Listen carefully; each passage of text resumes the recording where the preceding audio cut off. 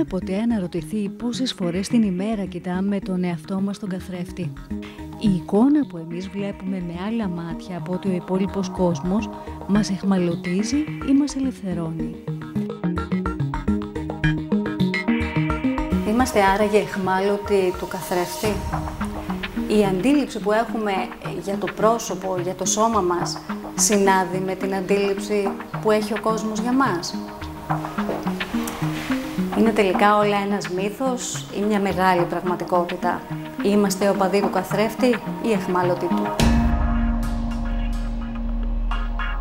Τελικά τι είναι όμορφο, γοητευτικό, ελκυστικό και κατά πόσο, αλλά και με τι κόστος το προσεγγίζουμε?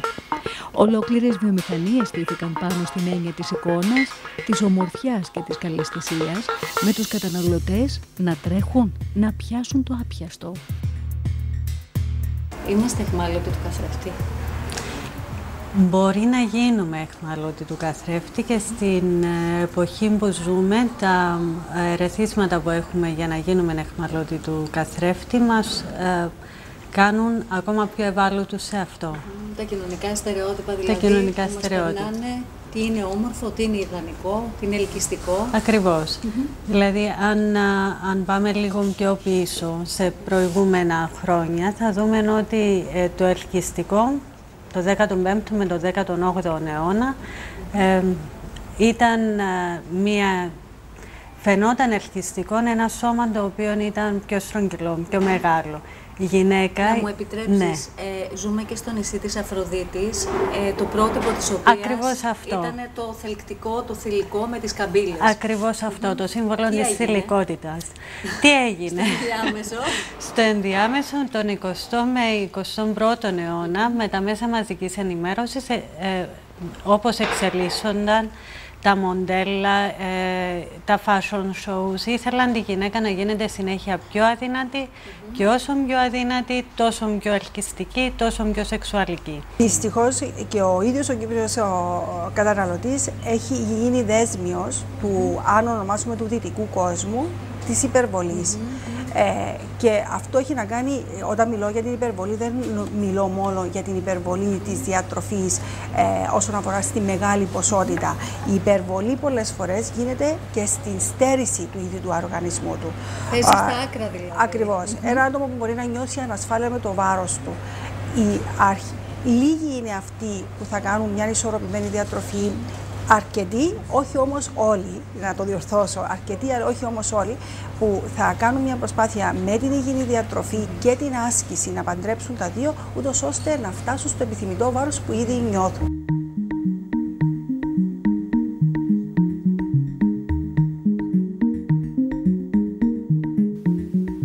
Ανέκαθεν η εξωτερική εμφάνιση ενός ατόμου έπαιζε καθοριστικό ρόλο στη ζωή του.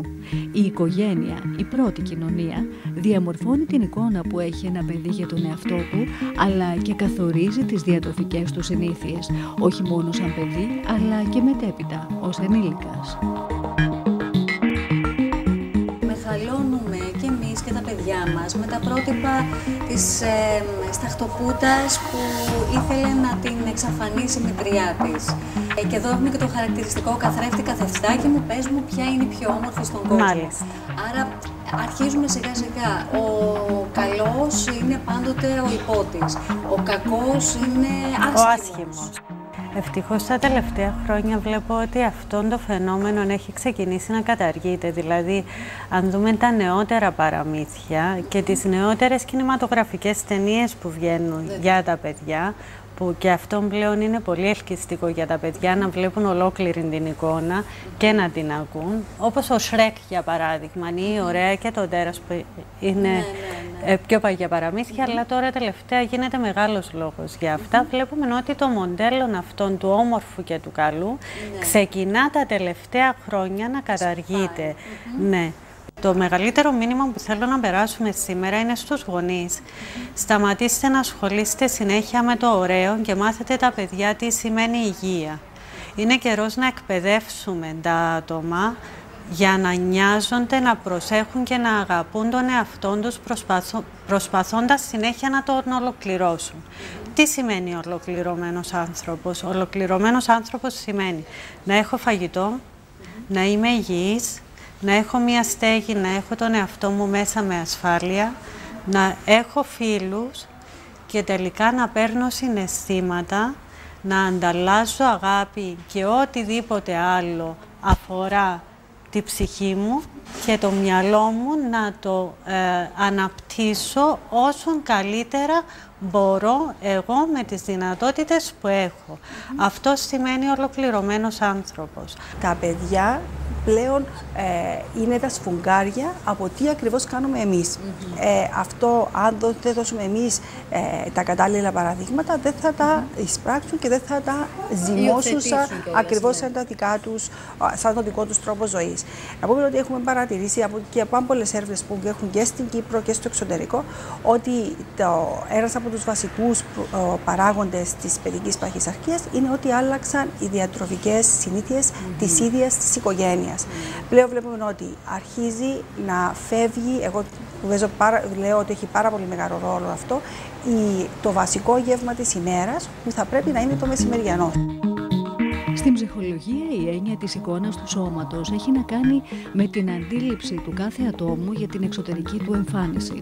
Με απλά λόγια, η εικόνα του σώματος είναι ουσιαστικά η εικόνα της ψυχής μας.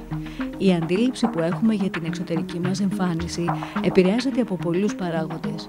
Ο κοινωνικός περίγυρος, τα εκάστοτε πρότυπα της κοινωνίας, με αποτέλεσμα η αντίληψη που έχουμε για την εμφάνισή μας να μην συνάδει με αυτή των άλλων. Έχουμε δηλαδή κακές διατροφικές συνήθειες τις οποίες θεωρούμε κεκτημένα μας και δεν μπορούμε να απαλλαγούμε, δηλαδή θέλουμε μια περισσότερο ενδοσκόπηση να κάνουμε για να φτάσουμε στο επιθυμητό αποτέλεσμα. Ο Κύπριος καταναλωτής είναι αυτό που ονομάζουμε τρώει συναισθηματικά. Αν υπάρχει κάποιος όρος για το συγκεκριμένο, κάνει συναισθηματική υπερφαγία. Και πολλές φορές και αυτό δυστυχώς το βλέπουμε από μικρά παιδιά. Η βάση των διατροφικών συνηθιών του Κύπριου είναι καλές και έχει όλες τις προθέσεις για αλλαγή της διατροφής του. Αυτό είναι και η απόδειξη και από την πρώτη επιδημιολογική έρευνα του Συνδέσμου Διαιτολόγων Διατροφολόγων Κύπρου για την παχυσαρκία και τις διατροφικές συνήθειες. Να πούμε ότι ο Κύπριος καταναλωτής περιγράφει το 63% των Κύπριων περιγράφουν τον εαυτό τους να έχουν βάρος πάνω από το φυσιολογικό. Που σημαίνει ότι νιώθουν ότι είναι περισσότερο. Μόνο 5% λένε ότι είναι λιποβαρής και το 35% περίπου λέει ότι έχει κανονικό βάρος. Θεωρούσα πως ενώ κατέληξα να φοράω 30 νούμερο παντελόνι, όταν έκανα μια φωτογράφηση του ζητούσαν να μου φέρουν 34. Γιατί θεωρούσα πως εκεί ανήκω ή όταν έβλεπα τον εαυτό μου στον καθρέφτη δεν τον αναγνώριζα. Δηλαδή αυτή τη στιγμή που μιλάμε δεν έχουμε εικόνα του εαυτού μας, πρέπει να σταθούμε μπροστά σε ένα καθρέφτη. Ναι, και τότε αποκτούμε αυτό που είχα στην αντίληψή μου, το πώς φαινόμουν ήταν πολύ πιο χοντρό από εκείνο που ήμουνα. 40 κιλά, πόσο απόφαση ήταν? Να σου πω, αυτός ο αγώνας με το βάρος, νομίζω θα ταυτιστεί πολλοί κόσμος μαζί μου, είναι μακροχρόνιος. Ήμουνα κάτι σαν σασέρ, δηλαδή... Γιογιό. Ναι. Έχανα, τα έπαιρνα πίσω, τα έχανα, τα έπαιρνα πίσω. Σε κάποια φάση έκανα ακόμα μια απόπειρα πριν 5 χρόνια. Έχασα 20 κιλά, αλλά σιγά σιγά τα πήρα πίσω. Σου επιστρέφονται. Είναι τα μοναδικά που προσπαθούμε να τα χάσουμε και μας επιστρέφονται. Ναι, ενώ εδώ χάνονται άλλα πράγματα που δεν θέλουμε. Και ψάχνουμε να τα βρούμε και δεν μας έρχονται. Ναι. Αλλά νομίζω πως χρειάζεται η μάχη μάλλον με το βάρος είναι τρόπος ζωής. Δηλαδή, εσύ για ποιο λόγο ήθελες να χάσεις αυτά τα κιλά, τι σε επιβάρυναν στην ψυχολογία ή στο σώμα? Σε όλα. Δηλαδή δεν είναι ένα πράγμα, είναι η εικόνα σου. Σε κάποια φάση έβλεπα τον εαυτό μου στον καθρέφτη και έλεγα όπα. Δηλαδή αν ρουφήξω το στομάχι μου και φανταστώ πως είμαι 10 κιλά πιο ελαφρύς, μπορώ να κυκλοφορήσω. Και κυκλοφορούσα με αυτή την ψευδαίσθηση, αλλά όταν έβλεπα φωτογραφίες έλεγα Θεέ μου, γιατί είμαι έτσι? Δηλαδή δεν ικανοποιούσα εγώ ίδιος την εικόνα μου. Αυτό το πράγμα Μάλλον και αυτό το πράγμα συνέβαλαν στο να γίνεις γνωστός. Ναι, σίγουρα, αλλά τελειώνοντας εκείνη τη τηλεοπτική σειρά, όπου όλοι μου λένε πως αν ήμουν αδύνατος ίσως να μην τους άρεσα εκεί. Μπορεί ναι, όχι, μπορεί να έκανα κάτι διαφορετικό, δεν ξέρουμε. Έπρεπε να δω και το θέμα της υγείας, γιατί με το να έχεις τόσα κιλά περισσότερα, είναι όλα, τα πάντα, και σε θέμα ευληγησίας και σε θέμα υγείας γενικά, πέραν της εικόνας σου. Αλλά αυτό που θέλω, για να μην παρεξηγηθώ, δεν θεωρώ πως όλος ο κόσμος πρέπει να γίνει 70 κιλά, ας το πούμε. Αν κάποιος είναι ικανοποιημένος με την εικόνα του και νιώθει ωραία μέσα στο σώμα του, νομίζω πως και υγιής πάνω απ' όλα, νομίζω δεν πρέπει να αλλάξει κάτι. Θεωρώ πολύ σεξι τον κόσμο που έχει κάποια κιλά αλλά τα χαίρεται. Έχουν λανθασμένη περισσότερη, λανθασμένη αίσθηση του τι είναι παχύσαρκο και το τι είναι πιο λεπτό. Κοίταξε, γιατί μας έχουν περάσει κάποια πρότυπα, πιστεύεις, έρχεται κάποια να σου πει, ξέρεις, εγώ θέλω αυτό το σωματότυπο του τάδε μοντέλου ή της τάδε ηθοποιού. Σίγουρα. Δεν μπορούν όμως όλοι να είναι με τα 50-55 κιλά οι γυναίκες και όλοι οι άντρες με τα μπράτσα και τα φουσκωμένα τα στήθη. Ακόμα και αυτοί που κάνουν το bodybuilding, αλλά τους ενδιαφέρει μόνο το φούσκωμα, άμα τους ρωτήσεις, θα σου πούνε αδυνάτησα, έχασα, πρέπει να βάλω λίγο, βλέπεις μια ντουλάπα και σου λέει, ξέρεις, πρέπει να πάρω λίγο ακόμη στην πλάτη, πρέπει να φουσκώσω λίγο στα χέρια και ένα χέρι, ξέρω εγώ, σαν με το πόδι μου. Μιλήσαμε με την Ελένη Ανδρέου, τη διαιτολόγο, για την συναισθηματική διατροφή, η οποία μας φέρνει στις ακραίες καταστάσεις της ψυχογενούς βουλημίας, της ανορεξίας. Και θέλω λίγο να δούμε αυτό το υπόβαθρο, δηλαδή πώς χρησιμοποιούμε τη διατροφή και στο τέλος της ημέρας κάνουμε κακό στον ίδιο μας τον εαυτό. Πολύ ωραία ερώτηση. Δεν θα πάω όμως στην ανορεξία και τη βουλημία που είναι οι ακραίες περιπτώσεις. Θα πάω στην καθημερινή μας ζωή για να μιλήσουμε λίγο για τη συναισθηματική διατροφή. Τι γίνεται? Φαντάσου ένα βράδυ που είσαι στον καναπέ, δεν έχεις τίποτα να κάνεις, βαριέσαι και βλέπεις τηλεόραση. Γαριδάκια, πατατάκια, σοκολατίτσες. Ακριβώς. Μάλιστα. Οπότε εκεί η μοναξιά μου στείνει τραπέζι για 2, για 3, για 4 άτομα μέχρι να χορτάσω μοναξιά και μέχρι να χορτάσω ανία. Προσπαθώ να γεμίσω τον εαυτό μου με κάτι που βρίσκω εύκαιρο. Άλλη κατάσταση. Η ανησυχία. Ο ανήσυχος άνθρωπος συνήθως έχει την τάση να τρέχει. Αν δούμε κάποιον που έχει ανησυχία, τρέχει συνέχεια. Οπότε σε εκείνη τη στιγμή νιώθει ότι έχει έλλειψη ενέργειας. Με αποτέλεσμα να κάνει τι? Τρώει μια σοκολάτα, τρώει ένα γλυκό, τρώει έναν ανακουφιστικό τέλος πάντων φαγητό. Μπορεί να είναι κάτι εύκολο, μια πολύ μεγάλη φραντζόλα που δεν θα την έβαζε στο τραπέζι εύκολα, απλά και μόνο για να του δώσει ενέργεια και να χορτάσει. Άλλον ένα συναισθηματικό κομμάτι που γίνεται τελικά διατροφή. Η κατάθλιψη. Συνήθως τι χρειαζόμαστε. Και το λέμε μάλιστα. Όταν δεν είσαι καλά, θες να έρθεις να φτιάξουμε ένα κέικ. Δεν είμαι πάρα πολύ καλά σήμερα. Έλα, θα φτιάξω κέικ να φάμε. Δηλαδή το κάνουμε για να ανακουφίσουμε τον άλλο. Και το αντίθετο όμως. Δηλαδή, δεν τρώω, μάλιστα, για να τιμωρηθώ για κάτι που δεν έκανα. Γιατί κάτι δεν μπορώ να φτιάξω, είτε στα επαγγελματικά μου είτε στα προσωπικά μου, και τιμωρώ τον εαυτό μου μέσω της διατροφής πάλι. Οπότε το συναίσθημα με την διατροφή είναι πολύ ταυτισμένο.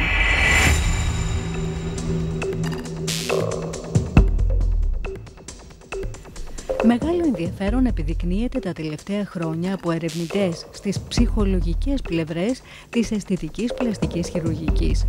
Η διατήρηση της δημόσιας εικόνας φαίνεται να είναι σημαντικό στοιχείο για όσους υποβλήθηκαν σε πλαστική αισθητική χειρουργική επέμβαση, ενώ το προφίλ του Κύπριου που προβαίνει σε μια τέτοια παρουσιάζει πολλά ενδιαφέροντα στοιχεία.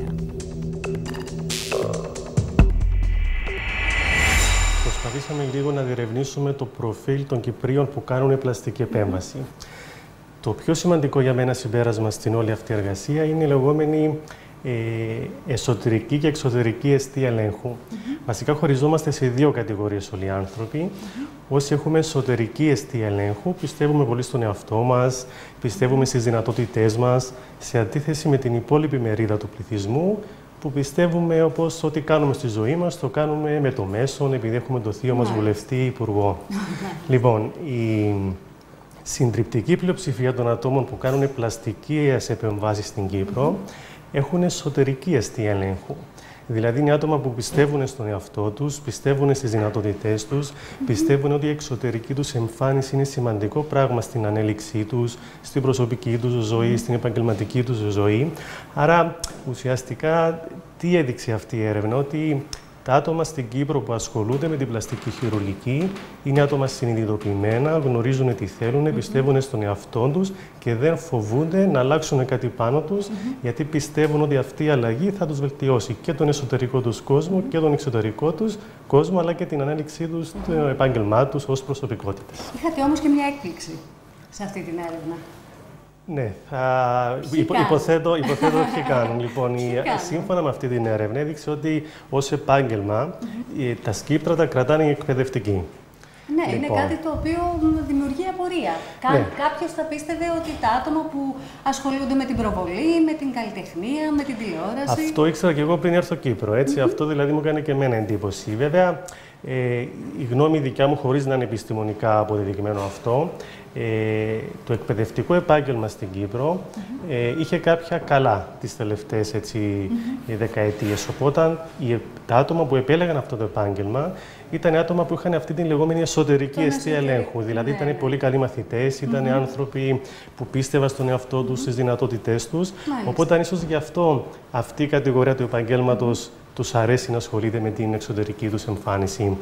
Θα έλεγα ότι η έρευνα αυτή έδειξε ότι στην Κύπρο κυρίως με την πλαστική ασχολούνται ηλικίες από 36 έως 45 ετών. Βέβαια, είναι αυτό που είπαμε και προηγουμένως. Όσο πιο νεαροί είμαστε, θέλουμε να φαινόμαστε πιο ωραίοι.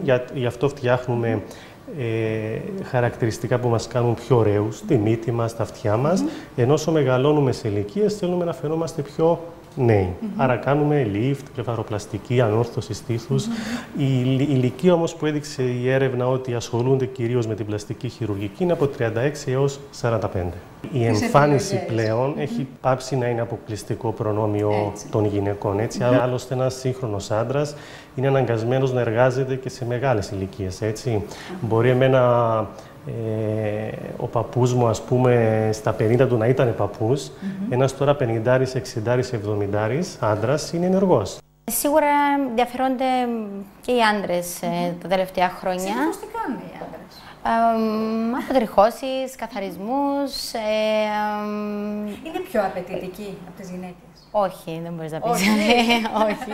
Περίεργο αυτό το πράγμα. Δεν είναι πιο απαιτητικό. Έχει να κάνει με την ομορφιά, δεν έχει να κάνει αν είσαι άντρας ή γυναίκας, είναι η ομορφιά. Όχι, όχι, δεν είναι πιο απαιτητική. Απλά αρχίσαν το ενδιαφέρον να γίνεται πολύ πιο έντονο. Ναι. Στο σώμα μπορώ να πω ότι πιο πολύ τους ενδιαφέρει το θέμα της αποτριχώσης, της μόνιμης αποτριχώσης.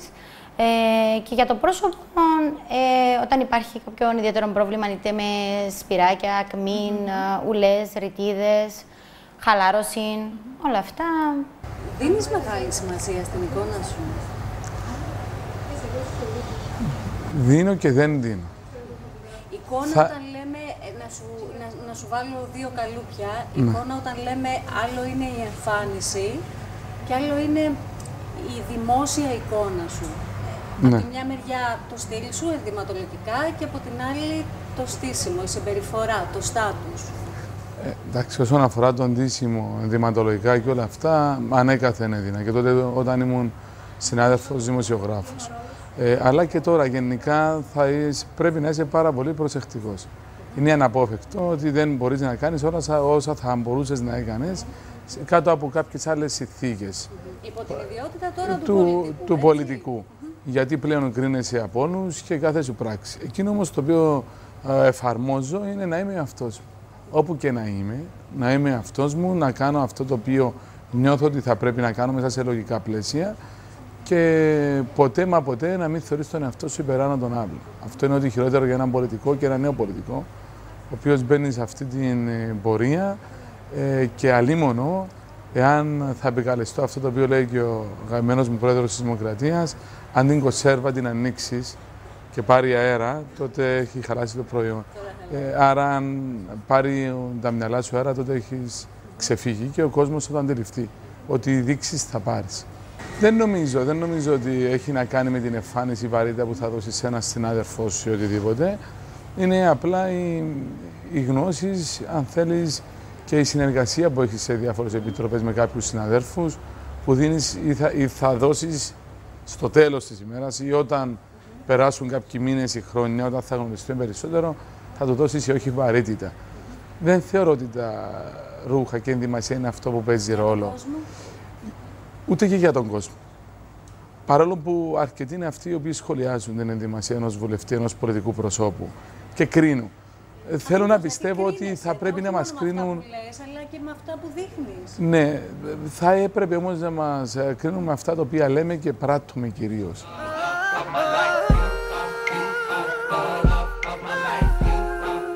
Τόσο οι γυναίκες όσο και οι άνδρες που θέλουν να έχουν μια σωστή για αυτούς παρουσία στον περίγυρό τους εμπιστεύονται άλλοι περισσότερο και άλλοι λιγότερο τις επιλογές που τους δίνονται για αλλαγή της εξωτερικής τους εμφάνισης. Θεραπείες αισθητικής, πλαστική χειρουργική, γυμναστική. Υπάρχει όμως μέτρο, ενώ τα σοβαρά περιστατικά λαθών, ακόμα και θανάτων από διάφορες τεχνικές, φέρνουν στο προσκήνιο την ανάγκη για ασφάλεια, εμπιστοσύνη στους ειδικούς και νομοθετικές ρυθμίσεις εκ μέρους της πολιτείας.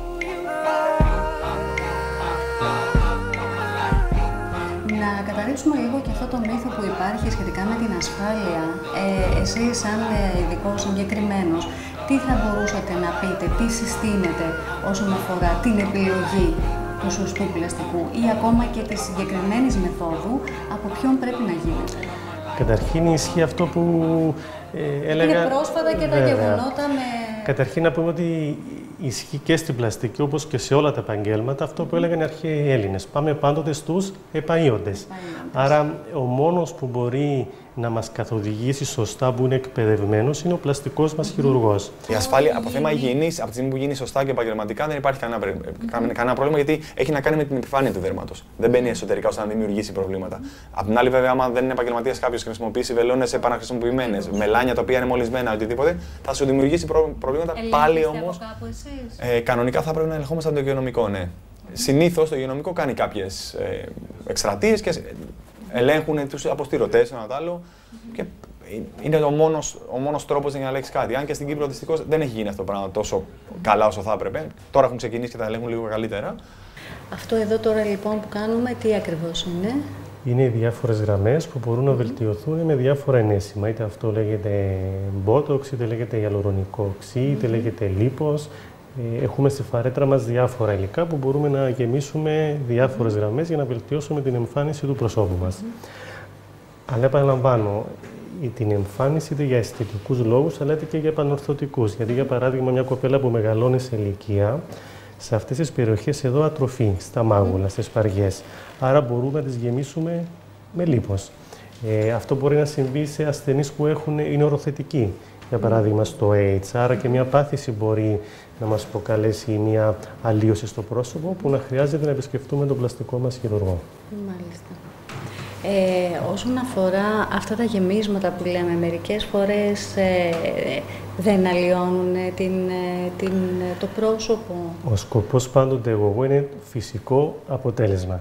Μια πετυχημένη θεραπεία στην πλαστική χειρουργική σημαίνει να έχουμε φυσικό αποτέλεσμα.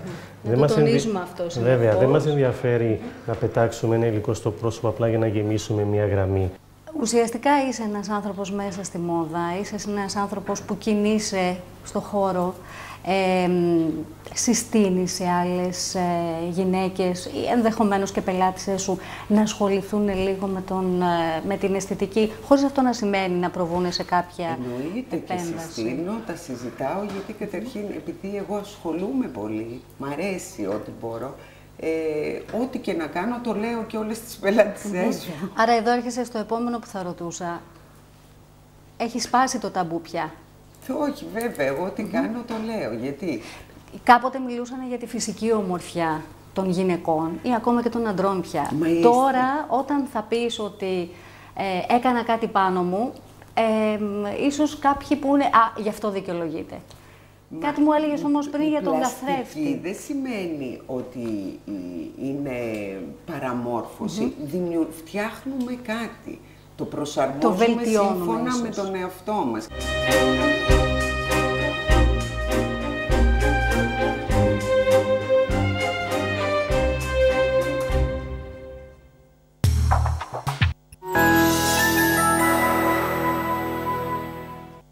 Έχεις τις γνώσεις και τις δεξιότητες. Μπορείς τώρα να πιστοποιηθείς μέσω του συστήματος επαγγελματικών προσόντων της ΑΝΑ. Διεκδίκησε τη δουλειά που σου ταιριάζει με καλύτερες προοπτικές.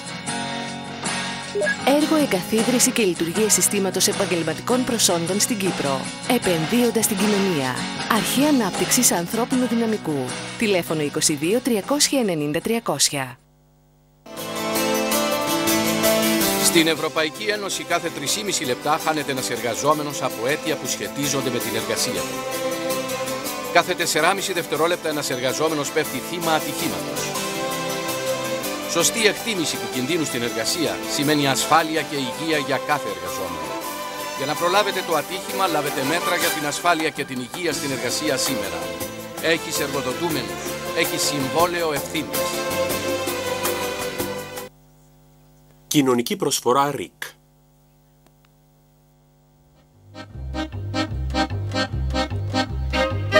Εκπομπή Κύπρος κοντά σας. Η εκπομπή που ανοίγει γέφυρες επικοινωνίας με τους Κύπριους όπου γης. Αυτή την Τετάρτη, 23 Οκτωβρίου, οι σχεδιασμοί για τουρκοποίηση των κατεχομένων δια της επιβολής τετελεσμένων επί του εδάφους.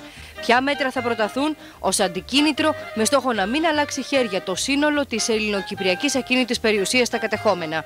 Ζωντανά από το ΡΙΚ 1 στις 11 το βράδυ.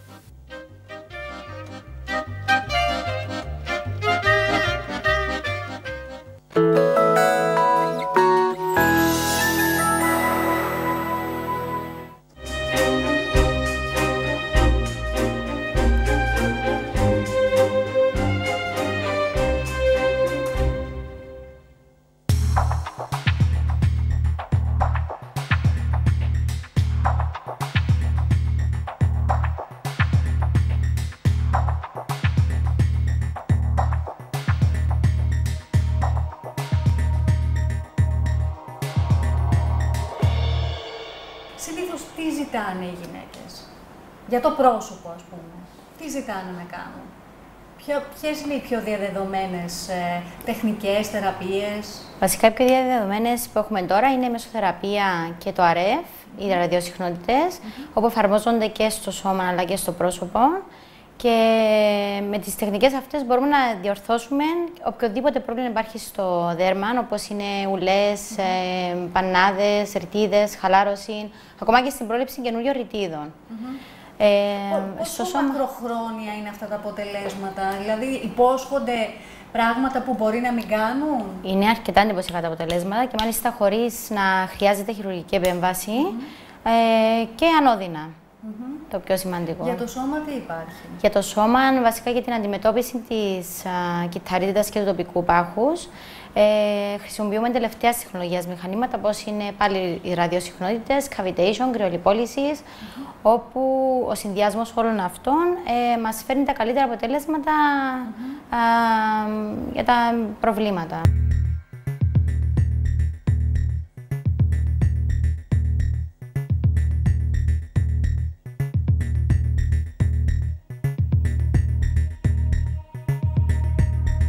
Υπάρχουν πάρα πολλοί λόγοι για να ξεκινήσει κάποιος γυμναστήριο.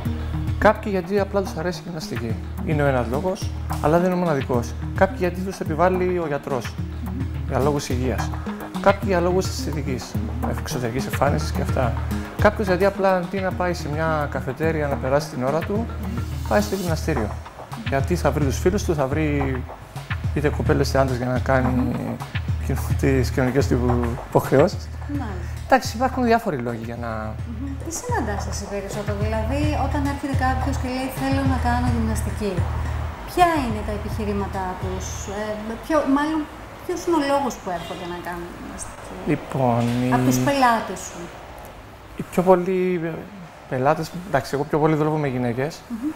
Πιο πολλές το θέμα που έχουν είναι η εξωτερική εμφάνιση, τα κιλά. Δηλαδή, όλες μου λένε θέλω να χάσω κιλά. Και βλέποντας τις, αν δεν δω ποιος μου λέει θέλω να χάσω κιλά, φαντάζομαι ότι έχω μπροστά μου ένα άτομο 80, 100, 120 κιλά. Και ξαφνικά βλέπω ότι είναι ένα άτομο, ξέρω, απόλυτα φυσιολογικό, εμφανισιακά, το οποίο να θέλει να χάσει 1, 2 κιλά, 3 κιλά και απλά χρειάζεται περισσότερο σύσφυξη. Σε αυτές τις περιπτώσεις, λειτουργώντας έτσι και λίγο ψυχοθεραπευτικά εσύ, τι τους προτείνεις, βλέποντας δηλαδή ένα άτομο που τελικά είναι στις προδιαγραφές ενός φυσιολογικού σωματότυπου, απλά επιμένουν ότι πρέπει να χάσουν κιλά. Δηλαδή, ουσιαστικά εσύ θα παίξεις με την ψυχολογία του ατόμου αυτού. Πώς θα το προσεγγίσεις αυτό το άτομο? Κοίταξε, θα προσπαθήσω βασικά να του περάσω το μήνυμα ότι αυτό που λέει είναι λάθος, δηλαδή να μην εστιάζουμε μόνο στα κιλά. Από εκεί πέρα με διάφορες τεχνικές. Πρώτο σύμμαχος που έχω είναι η λιπομέτρηση. Δηλαδή, με αυτό, κάνοντας τη λιπομέτρηση, τους εξηγώ αναλυτικά ότι τα κιλά σου είναι φυσιολογικά και στην τελική τα κιλά σου δεν με ενδιαφέρουν. Με ενδιαφέρει το πώς φαίνεσαι. Αν χάσει λίγο λίπος και αν φτιάξει λίγο μυϊκά κιλά, ενώ σε σωματικό βάρος θα είσαι στα ίδια κιλά, θα φαίνεται πολύ πιο φυσιολογικό το σώμα σου. Πιο όμορφο, πιο ωραίο. Γιατί γυμνάζεσαι? Γυμνάζομαι για να κρατήσω το βάρος μου. Παλιά είχα περισσότερο βάρος, το έχω χάσει μέσω πιλάτες και μέσω καλής διατροφής. Και είναι μια πάρα πολύ καλή πηγή γυμναστικής, μια μορφή γυμναστικής, υπέροχη, γυμνάζεις όλο το σώμα. Η ψυχολογία σου έχει αλλάξει? Πάρα πολύ. Θα συνεχίσεις, παροτρύνεις κι άλλους? Έχω ήδη παροτρύνει πάρα πολλές φίλες μου και άντρες, απλά είναι σχετικά, ο καθένας τι τον ενδιαφέρει και τι του αρέσει. Έχουν έρθει και πολλές φίλες μου εδώ και έχουν ήδη και όλα, έχουν παραμείνει. Δεν ήταν απλά κάτι που δοκίμασαν και έφυγαν, έχουν παραμείνει σε αυτό το είδος γυμναστικής.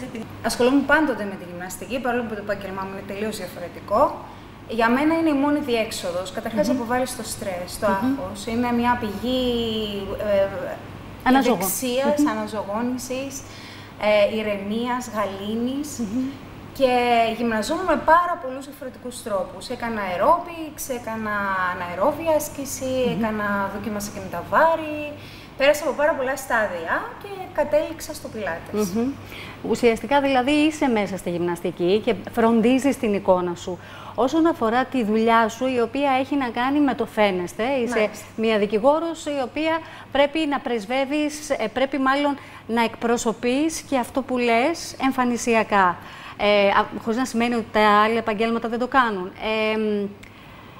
Δίνεις μεγάλη σημασία στην εικόνα που θα παρουσιάσεις προς τα έξω. Πιστεύεις ότι σε βοηθάει να εκπροσωπήσεις αυτό που είτε πρεσβεύεις είτε που θέλεις να περάσεις? Είτε είναι προσωπική επιλογή είτε όχι. Βεβαίως και εμένα με ενδιαφέρει, αλλά επιβάλλεται πλέον. Δηλαδή είναι το κοινωνικό φαίνεστε, το στάτους συνδέεται απόλυτα με την εικόνα. Οπότε, ναι, μ' αρέσει να φροντίζω τον εαυτό μου και το έχω ανάγκη. Όχι από άποψη υγείας και από άποψη αισθητικής. Και πώς θα σε κλάβει ο άλλος. Η πρώτη εικόνα παίζει πολύ μεγάλο ρόλο. Η πρώτη εντύπωση. Το κάνεις για την υγεία σου ή για αισθητικούς λόγους? Κυρίως για την υγεία, αλλά και για αισθητικούς. Στο επάγγελμά σου έχεις δει την ψυχολογία σου να αλλάζει, την αυτοπεποίθησή σου να τονώνεται λόγω της αντοχής που πήρες από αυτή τη γυμναστική? Σίγουρα λόγω του επαγγέλματος κάνω ένα επάγγελμα με πολύ στρες, οπότε είναι ένας τρόπος να φεύγει το στρες από την καθημερινή ρουτίνα. Η ομορφιά δίνεται από τη φύση απλόχερα. Δεν συμβαίνει όμως το ίδιο με την αυτοεκτίμηση. Θέλει επιμονή και υπομονή. Είναι ένα μοναχικό αλλά και δύσκολο ταξίδι που όμως πρέπει να γίνει, να φέρει τα επιθυμητά αποτελέσματα.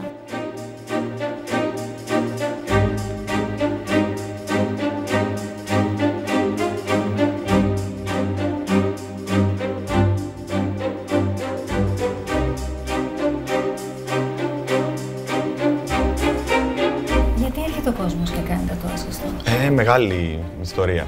Κοίταξε, ο καθένας είναι διαφορετικός. Άρα δεν μπορεί να ξέρω ούτε εγώ ούτε κανένας γιατί έχει το καθένας. Είναι καθαρά προσωπικό. Κάποιοι έρχονται επειδή είναι μόδα, κάποιοι επειδή θέλουν να κάνουν κάτι που είναι πιο προσωπικό για εκείνους, κάποιοι είναι στάση ζωής και απλά το κάνουν και συνεχίζουν να το κάνουν. Άρα όλοι είναι διαφορετικοί που μπορεί να ξέρεις ποτέ.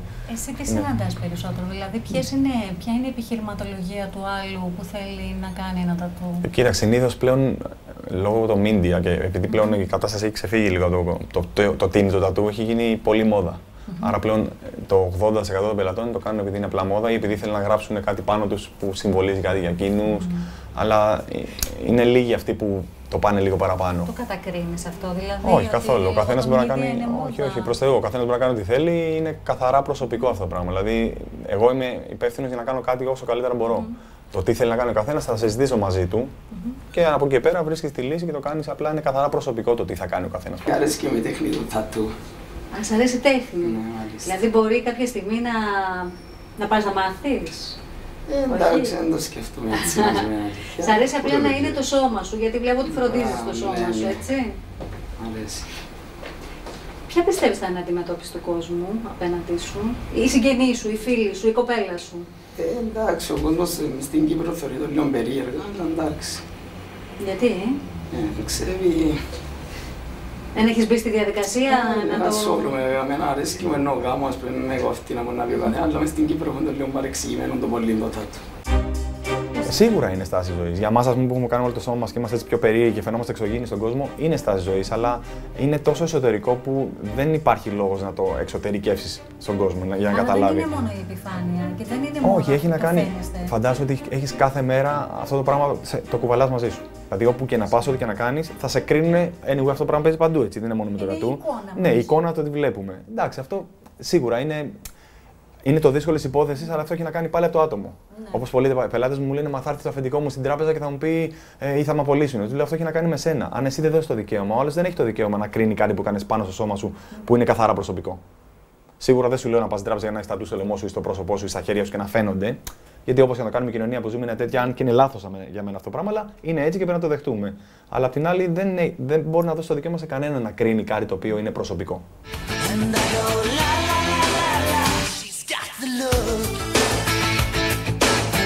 Το ανησυχητικό είναι ότι η κοινωνία έχει συμβάλει με αρνητικό τρόπο στο θέμα της σωστής αντίληψης της εικόνας μας, με τα μέσα μαζικής ενημέρωσης και τη διαφήμιση να περνούν εντελώς διαφορετικά πρότυπα ελκυστικότητας και ιδανικών. Το ισχνό ή το κατά περίπτωση συμμετρικό σώμα, η εψεγάδιαστη επιδερμίδα, το γεροδεμένο ανδρικό σώμα είναι τα αποδεκτά, ενώ το πάχος εκλαμβάνεται ως μειονεξία και έλλειψη αισθητικής. Η αποδοχή ή όχι της εικόνας μας από το κοινωνικό σύνολο είναι η βασική αιτία εμφάνισης σοβαρών ψυχικών ασθενειών. Ανάμεσά τους οι περιπτώσεις της ψυχογενούς ανορεξίας και βουλημίας. Δεν έχει εκπαιδευτεί ο Κύπριος. Δηλαδή, πιστεύω ότι εσείς έχετε μεγαλύτερο φόρτο εργασίας στο να εκπαιδεύσετε τον Κύπριο και την Κύπρια να τρέφετε σωστά. Και όχι κατά ανάγκη να τρέφετε λιγότερο ή να τρέφετε κατά ανάγκη υγιεινά. Εγώ μου έχεις πει ακριβώς τη λέξη κλειδί. Το πρώτο θέμα είναι η εκπαίδευση και η εκπαίδευση να τρώει εκείνο που πρέπει και όχι να υποσιτίζεται. Αυτό είναι πολύ σημαντικό και είναι ένα μήνυμα που ίσως ο καθένας πρέπει να το χρησιμοποιήσει, να το επεξεργαστεί και να μπορέσει να προχωρήσει παρακάτω. Η στέρηση μπορεί να δημιουργήσει πάρα πολλά προβλήματα υγείας. Εκτός ότι συναισθηματικά το άτομο νιώθει ότι πάντα κάτι του λείπει και το κάνει τις υπερβολές ξαφνικά, ούτως ώστε να εικονοποιήσει προσωρινά τον εαυτό του, αρχίζει να στερείται και βασικά θρεπτικά συστατικά. Πλέον η διατροφή έχει αποδειχθεί ότι είναι δεδομένο ότι είναι το προληπτικό μέσο για πάρα πολλά προβλήματα υγείας και για τις καρδιοπάθειες, ένα μεγάλο ποσοστό για τα ορισμένα είδη καρκίνου, νεφροπάθειες, δηλαδή όλο το φάσμα των προβλημάτων υγείας λέμε ότι μπορεί να προληφθούν. Είναι αμέτρητες οι φορές που έχω ακούσει άτομα να μου λένε έχω περισσότερα κιλά, αλλά δεν θέλω να πάω στο γυμναστήριο, γιατί στο γυμναστήριο οι περισσότεροι έχουν ωραία σώματα. Εγώ ντρέπομαι να πάω εκεί. Ντρέπομαι να βγω έξω για να πάω για καφέ, γιατί τα ρούχα μου δεν με βοηθούν στο να καλύψω το σώμα μου. Οπότε ουσιαστικά το άτομο αυτό εγκλωβίζεται. Και πώς γίνεται αυτό με τα μέσα μαζικής ενημέρωσης? Σημαίνει ότι πάντα η εικόνα πρότυπο είναι εναντίον του διαφορετικού. Που θα ήταν καλό να ξεκινήσει το διαφορετικό, όπως και να είναι αυτό. Δηλαδή, δεν έχει σημασία αν το σώμα είναι πολύ αδύνατο ή είναι μεγαλύτερο. Μπορεί να είναι ένα σημάδι στο πρόσωπο. Ναι. Μπορεί να είναι αλλαγές, και αυτές οι αλλαγές στην εμφάνιση, ένα άτομο μπορεί να έχει ένα ατύχημα. Και το ατύχημα αυτό να το έχει αφήσει ένα σημάδι στο πρόσωπο. Τι γίνεται τότε?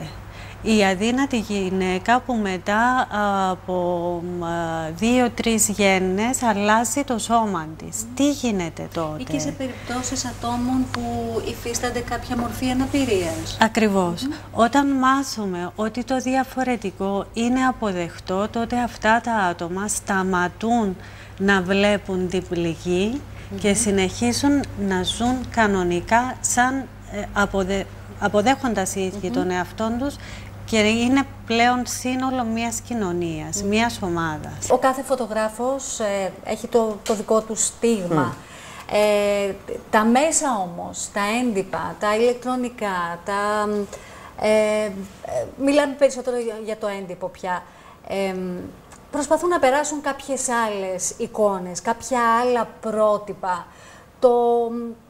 Το εντελώς flat πρόσωπο, το πολύ όμορφο σώμα. Είμαστε στην εποχή του Photoshop. Εσένα ποια είναι η θέση σου πάνω σε όλα αυτά? Εμένα η θέση μου πάνω σε αυτόν είναι, και αυτό πάντα λέω, έναν καλό Photoshop είναι όπως ένας καλός πλαστικός χειρούργος. Όταν βλέπεις τη φωτογραφία και πες έγινε Photoshop, τότε είναι λάθος.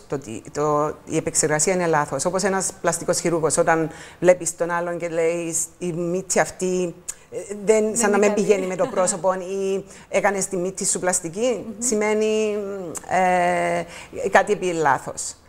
Πρέπει να είναι αρμονικό, να πεις κάτι εν ωραίο, αλλά δεν μπορώ να καταλάβω γιατί, αφού δεν φαίνεται, ας πούμε. Τα τελευταία χρόνια όλο και πιο συχνά είναι τα περιστατικά διαταραχών πρόσληψης τροφής. Η ανορεξία, η βουλημία ή η επεισοδιακή υπερφαγία κάνουν την εμφάνισή τους λόγω πολλών παραγόντων, ανάμεσά τους γενετική, περιβαλλοντική, ψυχολογική. Πρόσφατες έρευνες έδειξαν ότι οι συγγενείς πρώτου βαθμού ανορεξικών ή βουλημικών παρουσιάζουν αυξημένες πιθανότητες να εμφανίσουν και οι ίδιοι τη διαταραχή. Η δομή της οικογένειας, στοιχεία της προσωπικότητας, το στρες, η εφηβεία και κοινωνικοπολιτισμικοί παράγοντες θεωρούνται επίσης ενοχοποιητικά στοιχεία. Παίρνει τη δύναμη το άτομο με τη στέρηση από το φαγητό. Είναι μια δύναμη που μπορεί να μην την πάρει από άλλες καταστάσεις της ζωής του. Είναι μια δύναμη που μπορεί να υπάρχει από έλλειψη των διαφορετικών του σχέσεων. Και εκεί παίρνει τη δύναμη γιατί καταφέρνει να στερήσει τον εαυτό του και να φτάσει σε ένα βάρος που το άτομο να θεωρεί ότι είναι το ιδανικό. Πρόβλημα που βλέπουμε ότι ίσως ταρανίζει και λίγο την Κύπρο είναι ότι πλέον η ανορεξία δεν είναι στα τυπικά της εφηβείας 13 με 25. Έχει ανέβει και έχει κατέβει δυστυχώς. Έχουμε περιστατικά πολύ μικρότερα από τα 13 χρονών που είναι αυτό, ίσως θα πρέπει να μας προβληματίσει τα πρότυπα μας, γιατί μιλούμε τόσο πολύ και μας έχει γίνει η τόσο μεγάλη έννοια η σημασία της δίαιτας. Ο κάθε άνθρωπος, όπως και αν είναι εμφανισιακά, έχει από τη φύση του ιδιαίτερα ταλέντα, ξεχωριστές δυνατότητες και κλίσεις. Με αυτά τα δικά του εσωτερικά όπλα μπορεί να γίνει απαραίτητος και αγαπητός στους άλλους.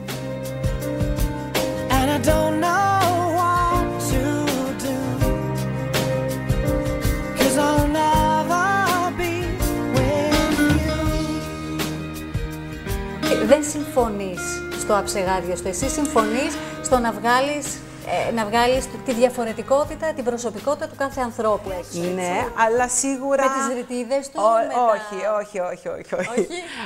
Όπως όλος ο κόσμος, δηλαδή θέλω να βγάλω Ναι, τον όμορφο του, μπράβο. Πάντα έβλεπα τον κόσμο, ήθελα να δω την όμορφη πλευρά του καθενιού και αυτόν το μεταφέρνω και στη φωτογραφία. Βοηθώ, με δίχως να αλλοιώσω, αλλά σίγουρα βοηθώ. Και ο καθένας μας θέλει να... Όταν βλέπεις τον άλλον και μιλάς του, μπορεί να μην προσέξεις όλα τα πράγματα, βλέπεις κάτι άλλο. Όταν είναι μια δυσδιάστατη φωτογραφία, προσέχεις παραπάνω λεπτομέρειες. Έτσι, βοηθώ λίγο πάντα. Μπορεί να είναι ένα άσπρισμα του ματιού, που πάντα παίζει ρόλο. Πόσον βοηθά στο να γίνει πιο ωραία. Μπορεί να είναι μια μείωση κάποιων γραμμών. Θέλω κάθε φορά που έρθει κάποιος μπροστά μου να κάνω κάτι που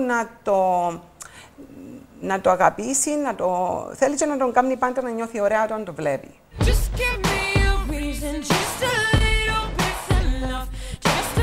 Ανακαλύπτοντας και ξεδιπλώνοντας τις αξίες και τα προτερήματα που κρύβονται μέσα μας, ελέγχουμε τις αδυναμίες και τα ελαττώματά μας.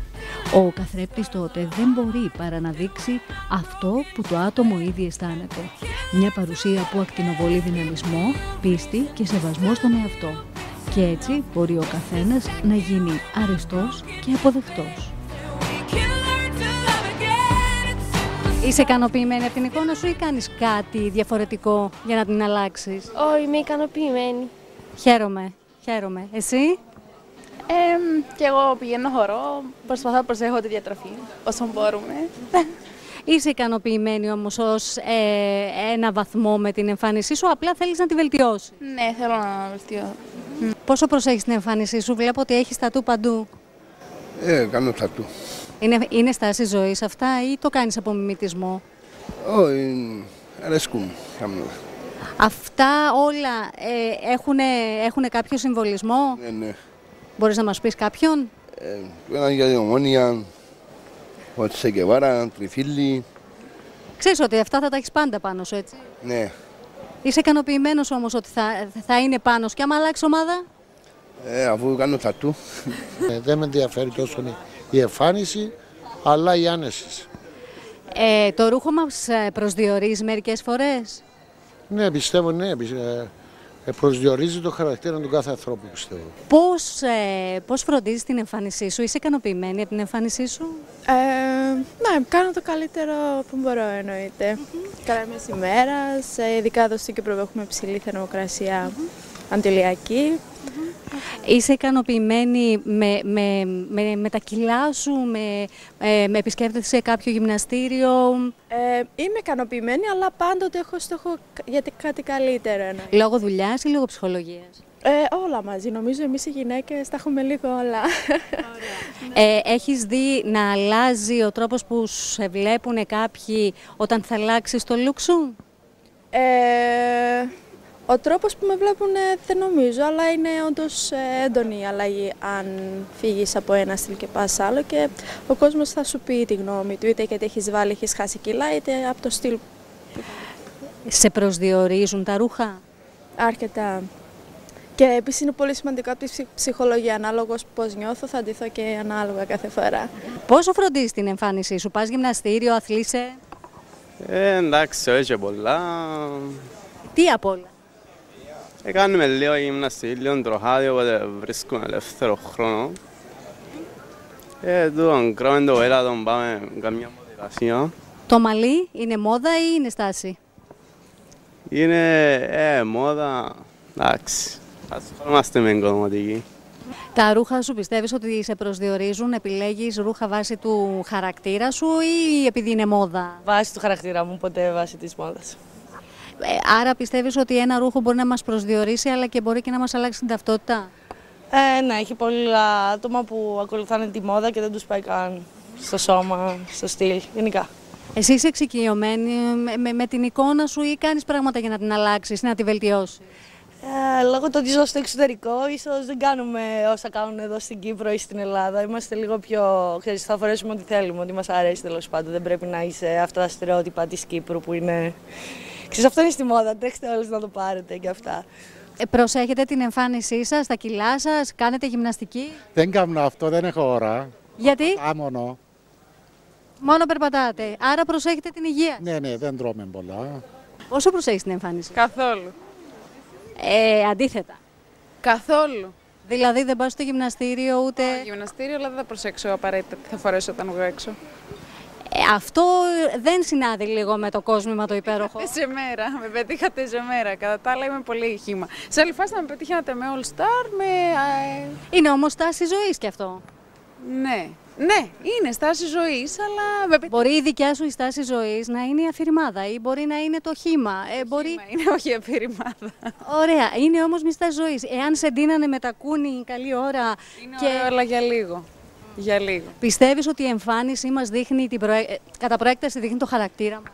Ναι, σίγουρα. Αν δεν νιώθεις καλά με αυτά που φοράς, δεν μπορείς να αποδώσεις καλά στον κύκλο σου, στο να βγεις έξω, δεν ξέρω. Νομίζω ότι ναι, φαίνεται η εμφάνιση, είναι αντίκτυπο του εσωτερικού μας κόσμου. Δεν θα άλλαζες με τίποτα δηλαδή την εμφάνισή σου, γιατί θα ήταν σαν να άλλαζες κομμάτι του εαυτού σου ή τον ίδιο στον εαυτό. Να το θέσουμε αλλιώς, δεν θα το άλλαζα για κανέναν άλλο παρά μόνο να το διάλεγα εγώ.